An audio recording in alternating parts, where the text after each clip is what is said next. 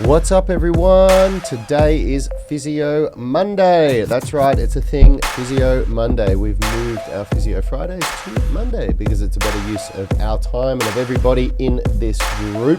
So we've got Phil here. We're going to be answering your questions on bunions and back pain and anything else starting with B. Foam rollers as well. Foam rollers as well, yes. What's up, everyone? If this is your first rodeo with the Unity Gym Tribe, my name is Yanni Bormeister. To my left is Phil White, switched on physio, and over the table is Rad. Behind the mix is Richard. We are Unity Gym and the UMS system. If you want to know how we turn driven people into athletes, you can download any of our free blueprints. We update them regularly, and they are the key insights, the biggest lessons, the 10 commandments, if you may. How is everyone? It's Monday morning. Yeah, I'm great. I had a great weekend. Yeah, it was really good. I feel good. I've still got a tiny little bit of a tickle in my throat, so I'll be coughing a little bit, but I am so much better than I was on Friday.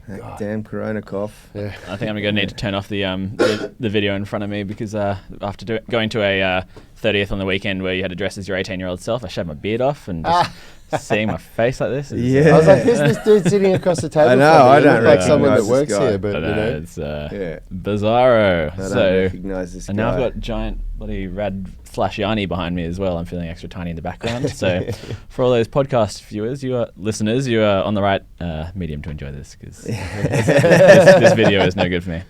Anyway, yeah, we're on Physio Fridays now. Physio Mondays. God, Fridays just roll so easily off the tongue. It's but going to take a while. Thought we'd start off the week with Physio Mondays because often people are getting questions in where it's holding them back from getting stuck into their trainings. I thought if we can just start the week off right with a bit of injury advice and performance advice, then when you can tackle the week with a happy body.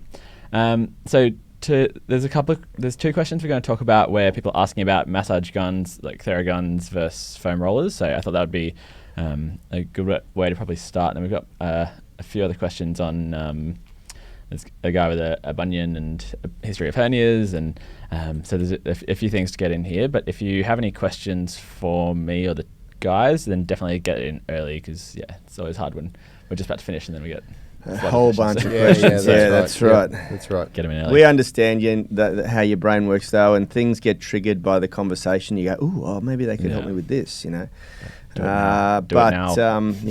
Morning, Erica. Do it Good to have Erica on the live stream. Anyone who's on the live stream, let us know that you're watching and that you care. Yeah. Where in the world? What time is it? Where in the world? What staying time up all is night it? to watch us? Yeah, that's right. Absolutely, absolutely. All right. Well, look, let's kick things off with the discussion about foam rollers because we use a lot of foam rollers and massage balls in our 18-minute routine. I think we use them in the UMS quite a bit too, especially on leg day when we're doing pec releases and things like that. And I had a couple of people ask a valid question, if they've invested in a Theragun or a massage gun. There's lots of different brands. I'm going to use Theragun as the main one because that's the one we have, and they're the best. They're the original.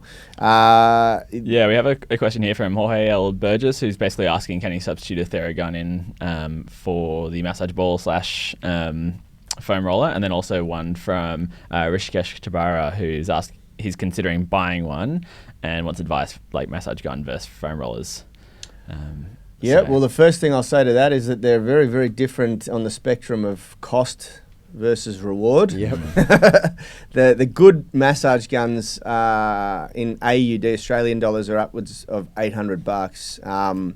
So you're making a substantial investment. And my advice is it's a very nice to have, but it's not an essential. Certainly not. It's definitely not an essential. And the other thing is that there is this notion that you can get a massage gun and then you can massage yourself. It just doesn't work that way. Yeah. You will need someone else to hit the spots that you can't get. Like they're good for forearms and quadriceps and calves, but above that, they're not really. Basically, comes down to where you can reach and where you can relax and reach. And just to start off this discussion with the foam rollers and massage balls are used in these programs because it often makes people feel a whole lot better.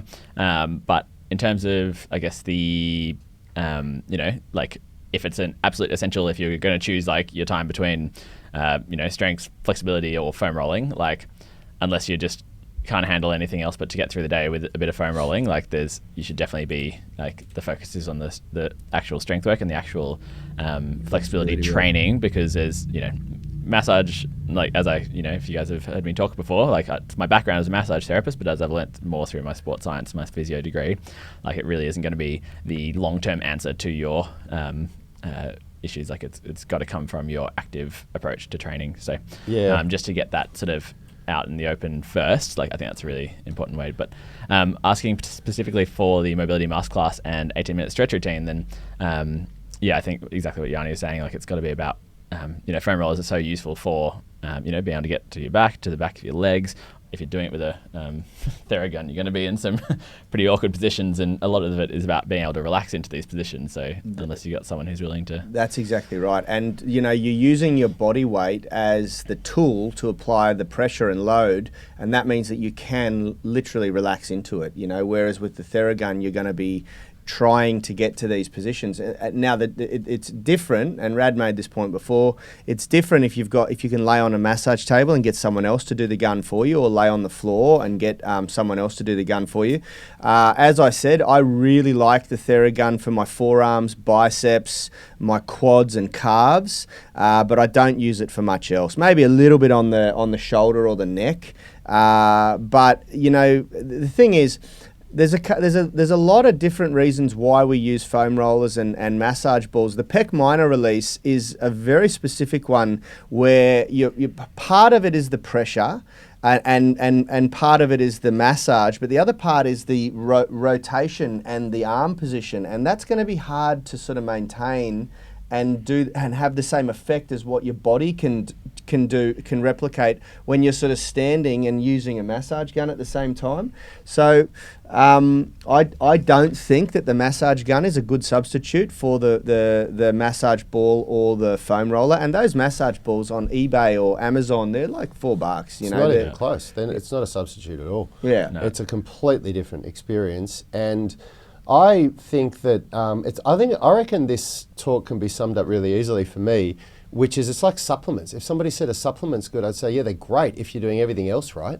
Like if you're nailing everything else and your nutrition's good and your training's good and you're looking for the icing on the cake, then supplements, the right supplements, are really a good Rad's option. talking about nutritional supplements, like creatine and protein and glutamine, things like that.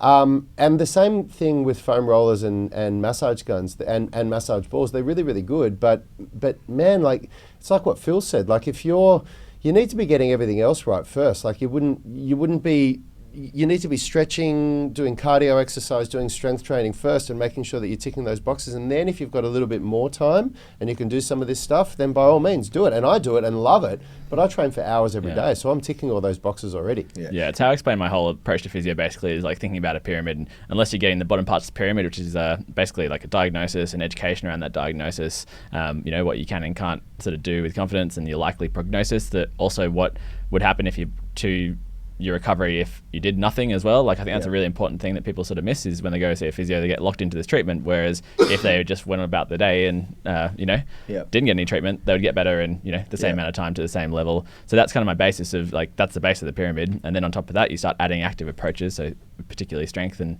technique, and then if flexibility is appropriate, like, put it in there as well. And then if you're doing all of that right, and then you're happy and willing to keep coming back, then maybe you might get a massage or some manual therapy. But I think the year I've worked here, I've maybe had of physio patients, probably about 3 people who've ended up getting to that point, because most people are just happy, like, okay, sweet, now I know what I can do for myself. And you understand the kind of diminishing returns of coming in for something that's not going to have a long-term impact, then it's just so key to understand. Now, saying that, I want to make something very, very clear about the 18-minute stretch routine as to what the foam rolling is doing, because the foam rolling is done first in the 18-minute stretch routine. It's a part of the preparation for stretching. A lot of people, one of the main benefits of foam rolling is that it raises your discomfort or pain threshold.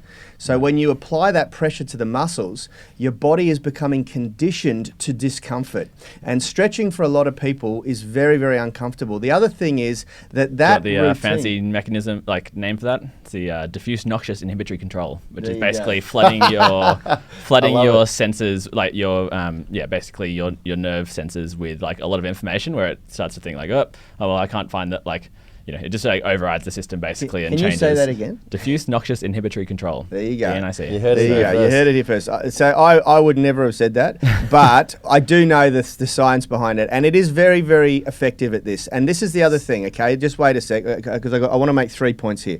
So number one, the foam rolling is triggering the diffuse noxious inhibitory control mechanism in the body. Science, bitch. Number two, it is a very grueling routine for someone who's not used to supporting their body weight in strange positions. Now, part of a really effective warm-up is body positioning drills. So when you're rolling around on that foam roller, and anyone who's not really adapt to the foam roller yet, you work up a sweat doing that. Like you're effectively doing a very important part of a warm-up process, which is to support your body in all those positions, because you don't want to put all your weight on the foam roller when your diffuse noxious inhibitory control system is kicking in, because it'll be really uncomfortable. A lot of people will feel like it's bruising you, so you have to hold your body and you have to support yourself, and that's really firing up your rotator cuffs. It's really firing up your core muscles. It's firing up all the stability mechanisms in your body, and that's a really good thing, because you're about to go into some pretty intense stretches, hip rotations and 360 hip rotations and squat routines and things like that. And so we want your core and all of those muscles nice and warm. We want the nervous system really switched on. We want you awake. We want you aroused, essentially, So that foam rolling routine has its place. It's a very important, strategically positioned part of that warm-up for your stretch routine. So there is no way that the Theragun is going to replace that. Boom, mic drop. Love it. Also, I use foam rollers loads for thoracic extension, rotation drills. Like, there's all sorts of stuff, pec opening stuff that you can do really nicely with a foam roller that you just can't do with a Theragun.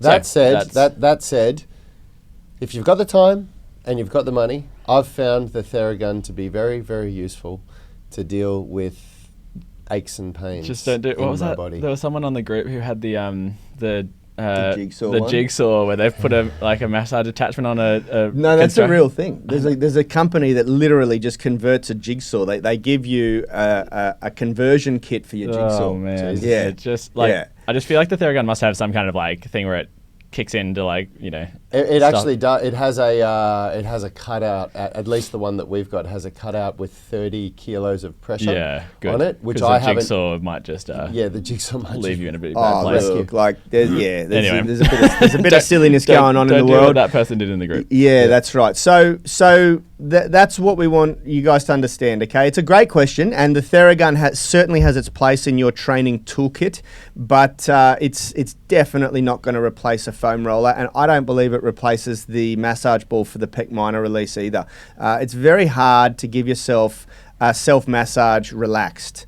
And those tools that we use strategically because we found that they work a little bit better at doing that. Nice. And as we said, as Phil made very clear before we came on this show, nothing is going to flush your system like a brisk walk or a good workout. Yeah, it's just one of the things that people sometimes talk about with foam rolling is it's lymphatic drainage and blood flushing. Blood flow stuff. It's so often the case that people get really into it's the same with flossing with the floss band, it's pushing blood through the area, but really when you look at circulation, your body's one big pump, and if you go for a walk you will pump blood around your system. So basically same with massage as well. Anyway, so we'll go on. We'll talk about William here, who's got stuck into the 18-minute stretch program, which after 2 days has started sorting out some of his lower back pain and upper back pain, which is great, but he's still having with the 360-degree hip movement and all these shoulder stretches, but sure will come over time. And the thing he's said he's getting stuck into the foundation program as well, which I think is just a really good example of someone doing taking the right approach of the 18-minute stretch program is great to kind of warm you up into things, but it's going to come down to strength long term about what's going to sort you out. But with a 360-degree hip movement, that's something that people often have a bit of grief with. So definitely just take your time with it. Yeah, look, I mean, William on this one, and for everyone else listening, I don't want people to think that you're going to get an amazing result like William is in 2 days, because that's a very short time frame. But for someone who's not moved a lot, that routine will be revolutionary for you. It really will. I mean, I had a conversation with one of our star pupils this morning, Lockie, who's been on the on the podcast before as our member of the month, and also the ultimate athlete for last year. And he came to us with serious back problems, like really bad back problems. He was seeing a physio once a week, and he had been dealing with that for quite some time. And this morning he just said, man, I cannot believe how flexible I am now. His face is on the floor in his pancake. He's just an absolute beast. And we had to talk about how liberating it is to develop like true flexibility, not just being able to warm up and then demonstrate a nice stretch to someone in the hamstring, but to be able to demonstrate the use of that mobility and flexibility under load. It's a very different story. We talked about that on Friday's show, the concept of end range strength. So I really urge you guys to invest some time in this. If you don't know how to do it, then grab the 18-minute routine. That's a great start. Or our mobility masterclass, which is on sale, I believe, still today. It is still for another 24 hours. Man, I'd be grabbing that. It's all just about exposure, right? It's funny. Some people often will look at me and give me this like, oh my God, I just don't know what I have to do and how am I ever going to get better? And there's a part of me that just laughs because I think you are so lucky that I've put all this together for you to follow, because I figured it out for myself. Yeah. I didn't have anyone giving me the programs that give the results that we do. We had to get a piece of this and think, I wonder how that'll work if we do it daily, and put all these things together and experiment for years to go, well, that actually works better than that. Let's put that into a program. And it wasn't until we got to this point where we're like, wow, this produces results with lots and lots of people. Let's package it and give it to the masses. Yep. So it's just a matter of getting the routines and just doing it daily. So yeah, the 360 hip mobility, some people suck at it, man. They suck. And you've just got to play around with it, do it. People ask, should I do it before and after my workout? If you've got the time, do it for sure. If you've got the time, do it morning and night. Honestly, a little bit of mobility, a little bit of movement is, I get up from my desk every time I think of it and I get up and I do like a little bit of 360 hip mobility, a little bit of hanging, a little bit of squatting, just something to get my body out of this horrible seated position, and that's what it's all about. It's just about more and more gradual exposure, and you'll get better. Absolutely. Just quickly for Mark Schroeder before we go on. He's asked a question which we were talking about this morning. I may have missed this. Why have the morning routine's been made private? I'll answer that very quickly, Mark, because they made an absolute mess of our YouTube channel.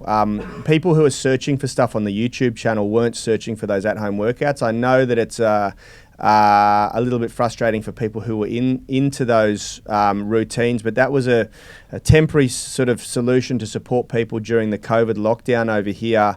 And quite honestly, initially they were only going to stream live to our gym members because our gym members needed a solution to train, and we made a huge decision to stream them live to YouTube to make the content available to everyone, because we have such an amazing tribe here at Unity Gym who were happy to pay their membership still and allow us to give the workout away for free to everyone else. But now we want to tidy up our YouTube channel again and get back on track with the content that we're usually producing, and we don't want it diluted with all of those at-home workouts, which are a very repetitive sort of thing for people who aren't looking for it. Yeah, that's exactly right. So we just left 1 week up there of phase 3 peak week, so that people that have never seen it before can come in and have a look and see what they're like. But yeah, that YouTube channel was never meant to be a whole program of workouts to do. It's individual videos to answer people's questions and give people insights into what it is that they need. So if anybody still wants those workouts and those programs, you can grab them. There's a link in any of those videos, and you can get all 3 phase 1, 2 and 3 workouts. Yeah. Nice. So we'll just answer Mike Sims' questions here about his bunion. So he said a bunion on his right foot, big toe is bent sideways. So for anyone who doesn't know what a bunion is, basically, you get this big lump on the side of your foot where your big toe starts heading towards your little toe. I've been doing bodyweight exercise for a long time, pushing through pain. I saw your emails about not pushing through pain. I've had 3 hernias and haven't lifted weights in a while. I'm 55, and what can I do for a bunion? It's definitely with bunions. It's just something you want to talk to a good podiatrist who knows what they're talking about with, because there's all sorts of stuff you can do with like spacers and whatever. But generally, by the time you're 55, they're pretty sort of locked in. Often, why they develop is coming from if you kind of grew up wearing shoes that were quite small for you, and that starts to just push your big toe a bit. Also, people who walk with sort of like the duck feet, where you end up being quite externally rotated through your hips, and then each time you toe off, instead of toeing off like straight down the middle of your foot, you start cutting off to the side, and then that just sense. like impacts the big toe and pushes it towards the little toe. So that's kind of why it starts. So for anyone out there who doesn't want to get them, wear shoes that have plenty of space in the toe box, and also just be aware of your walking. Stride, and exactly. So which is going to be pretty hard to reverse once you get to that point. Where so 55, it's pretty tough to go through there. So that's kind of when it comes down to choosing when to train through pain and when not to.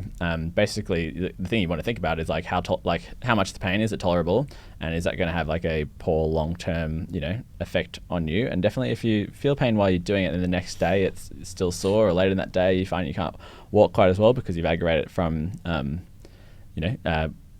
putting weight through that bunion, then that's maybe a reason to back it off and find some different ways of doing the exercises. But if it's tolerable pain, it's not changing your sort of pain long term, you haven't noticed any, like you've been doing it for a while and you haven't noticed any change, then the trade-off from a little bit of like temporary pain for the benefit of getting exercise that's going to make the rest of your body stronger, that's the kind of decision you'd make. And you might just look at wearing some like stiff-toed shoes while you do these exercises, just to take off some of that pain. Could be a measure to, if you're doing a push-up, just like, I don't know, put some old like school shoe style or office shoes that are like, or steel cap boots. Boom. Seriously, like that could be a way of just getting through the training without aggravating it. So cool. Maybe a good pair of squatters. They're usually pretty supported. The Adidas squatters have a wider foot base. Look at getting some wide toe box stuff. They're like the Vivo barefoot shoes are really great. The Physio are really good for that. Yeah. The Physio have a really, really wide toe base. I've got a and really they're very wide- well protected with that whole rubber sole at the end. Yeah, I don't think anybody saw that, but I it was know, good I was effort, trying to show Phil. I got hooked on the table. So we're running out of time, boys. Have we got any more physio questions to answer? There's a big one from Kylie Grimson about... They almost got it. They almost saw it. She's a horse rider with tight hip flexors, which I think tight hip flexors is one of those things that people love to be kind of blamed for all their problems. They're all my problems. Cause from tight hip flexors. Fuck. Well, that's the kind of thing about like that's kind of one of the points I wanted to make about tight hip flexors, where people say that's like the reason for anterior pelvic tilt, and but for someone like you, when you do hip flexor stretches, like you have good like length and mobility, you can do some stuff like you wouldn't be able to get into those the front splits like you do if you had like tight hip flexors. So a lot of these kind of bony like structural sort of change stuff is not always just as simple as this muscle is tight, therefore it pulls my body into a certain position. So I think people just like, because the way that you do the front splits, like, if you're truly tight, like you would, you wouldn't be getting anywhere close. So I think it's just a really important thing to understand is like, I think postural stuff related to tight muscles has been really oversimplified over the years. So don't let it kind of be your entire focus. For someone who's got lower back pain, I'd be really encouraging, like, strengthen the muscles that strengthen up your back. Like, don't only just spend your whole time doing like lunge stretches. Everybody seems to think that if you've got a sore back, then the issue is to stretch it out. And it's more often than not, it's due to weakness, isn't it? I mean, stretching's a part of it for sure. The thing, what's her name? Kylie Grimson. Kylie, I was a horse rider myself. That's how I broke my back, falling off a horse. The posture that you're taught to sit in, you have to sit up, heels down, drive your heels down into the stirrups, and you do sit into an anterior pelvic tilt, so your hip flexors are very shortened, and because you're gripping also, you're holding on to the horse with your legs, your adductors and hip flexors are often overworked. Horse and riding. It's one of those things you have to be like so sort of bolt up. It's that same issue where people who get really like full on about their posture and they try and be so bolt upright. We call them overextenders, where they actually cause back pain from trying to be so upright in that sort of good posture, which really is. Well, you can't. The problem is you cannot slouch and relax on a horse. Exactly. You'll completely. So just what I'm get saying is bucked it's more of off. like a muscular endurance and facet joint That's sort of right, jamming is probably the issue, rather than tight hip flexors. Yeah.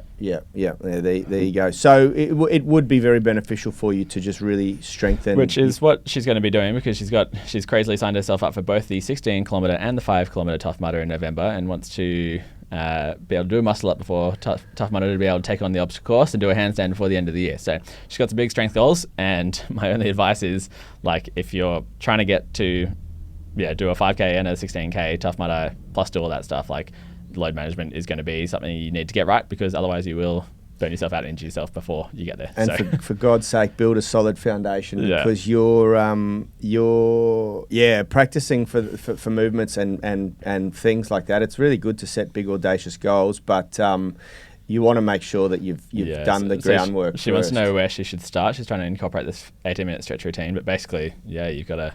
Like, I'd spend a bit of time doing the foundations program. You need the foundations program. 100%. If you want to know where to start, you need 100%. You need to build a foundation of solid strength. Yeah. You need to bulletproof your body. And then, and on top of that, like, if you're doing a 16 kilometre and 5K Tough Mudder, you're going to be running a lot. And so I'd start, like, gradually exposing your body to running as well. So, that might even be just like running around the block once and then running around the block twice and then 3 times. And building that up. The other thing with Tough Mudder, all of those obstacles, every single one of them, the thing that's going to make every single one of them easier, or even easy in general, is to develop your grip strength.